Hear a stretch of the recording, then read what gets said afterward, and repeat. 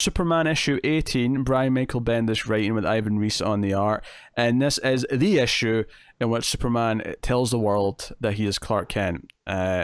He gives that out to the world, and so many things I love about this issue. I love the proud look on Lois's face as he's telling everyone this, and I love the idea that he makes a point of telling both Perry and Jimmy first, and in private before the public. Well, he tried to tell Jimmy. Oh, he tried to tell Jimmy. I mean, I love that when Perry. You're married to Lois Lane, like. Yeah, Lois argues that she's known Jimmy for longer, so it was more her secret to tell. So Jimmy acts surprised for a second, and and Clark's like, "You knew, didn't you?" He's like, "Yeah, since this morning, Lois told me."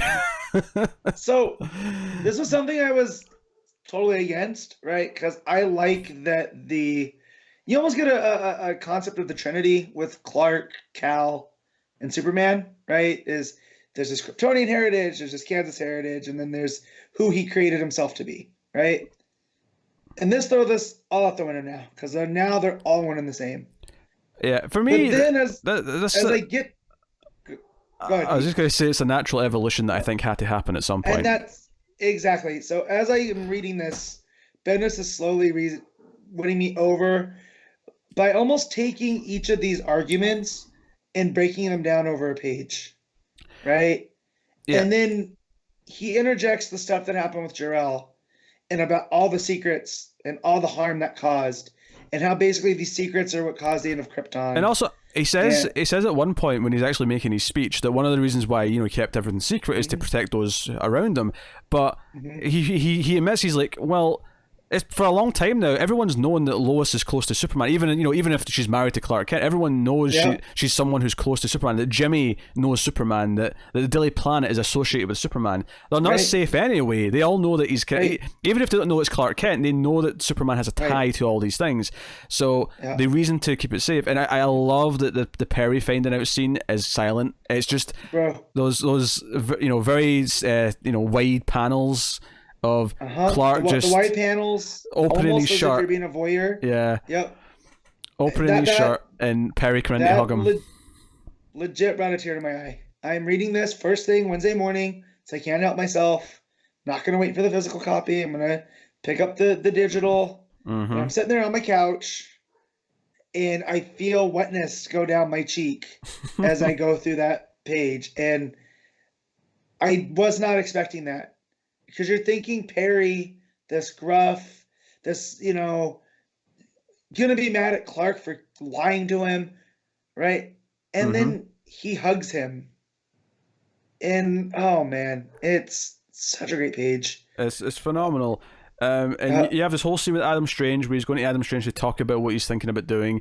And he's like, I have to talk about, my day job, and he mentions he has a desk, and he's like, you have a desk? At one point, Adam Strange's like, you have a secret identity? Are you Batman? Are you also Batman? Yeah.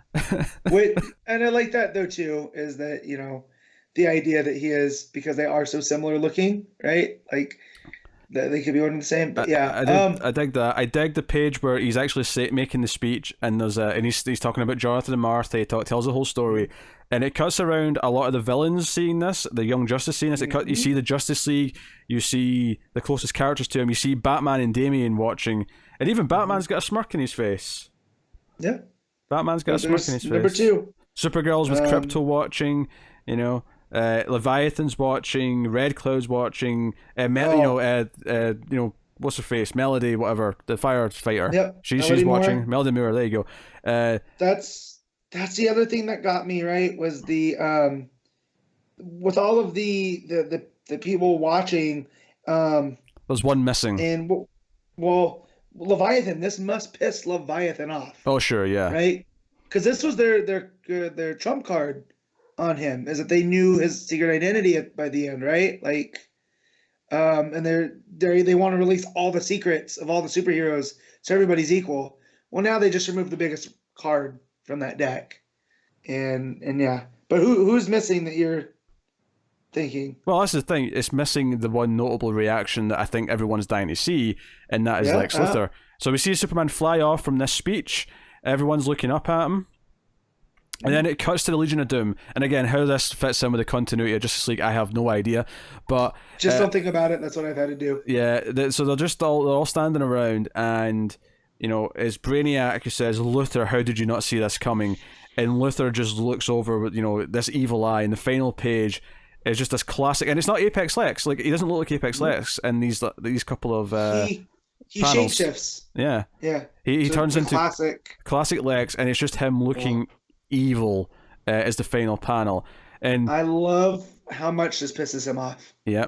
I'll just say that it's my favorite dynamic of the two, that Lex was, Metropolis was his city, and then Superman shows up and completely takes all his spotlight, steals all of his thunder. So that's what ends up motivating him to destroy Superman, right? Is his fragile ego. So what's this going to do? Yeah, I don't want to, because Clark does say when he's making his speech that he's still going to try and be Clark Kent. He still wants to be a journalist. But I have to imagine, like, the reactions to him when he goes to interview someone are going to be very different. So I wonder, like, if Perry, or the types of articles or types of stories that he'll do now will shift to accommodate the fact that everyone knows who he is. Because investigative journalism, I don't know if that's necessarily going to fit him now. You could say the same about Lois Lane, though, too, right? Is that everyone knows who Lois is. True. They're not going to be keen to talk to her. Yeah, that's true. That's what makes them the reporters they are. And if Clark is a legit good reporter, not just because he's Superman, but he'll have his ways. But I almost wonder if it will be more like, okay, you can just honestly write about this from the perspective of Superman now, after like something big goes down. Your first-hand account of fighting Darkseid. Like. There's that, and he still wants to do good. He can do whatever he was working on before. I don't see him not being able to work on it. And he still has to make a living. It's not like he's getting paid for doing his superheroics. Well, I think Adam Strange brings that up too. He's like, "Oh, of course you do. You don't get paid for this." Like, but yeah, I kind of want a one shot of Bendis's Adam Strange after, because he's been this small character showing up in Superman since Bendis started. Like when he called in the missing Earth, and that was a fun little moment. Excuse me, Matt. Dr. Adam Strange, I think you'll find. No, okay. Dr. Adam. Also, I looked up how much that Adam Strange predates Doctor Strange, and it's by about 5 years. Oh, okay. 58 for Adam Strange in showcase number 17, and then Doctor Strange, I didn't see what issue it was, but it was 1963. Probably Doctor Strange. Marvel, you hacks.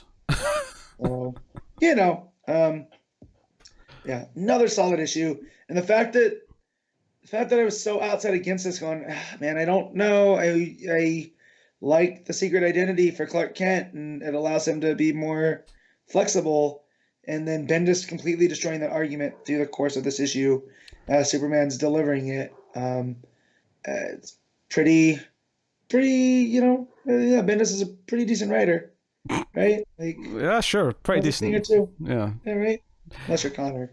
Yeah. We should read it then. We should read it. Obviously, I mean, Ivan Reis does Ivan Reis art. It looks good. I'll not delve into it too much. A lot of books this week. Superman 18, Matt, what are you giving it? I'm going to give this a 10, but I'm biased. So, yeah. This moved me so emotionally. Just again, that Perry scene alone. Oh, baby. I'm sorry. I haven't been listening to all this. I've been in and out. I've listened to probably about half what you said. It didn't sound like you were talking about a 10 in the way you were talking about it. Like, don't worry, you've been positive, really positive, but I did not see a 10 coming from what I've been hearing. Well, I am going to give it a very healthy 9 out of 10.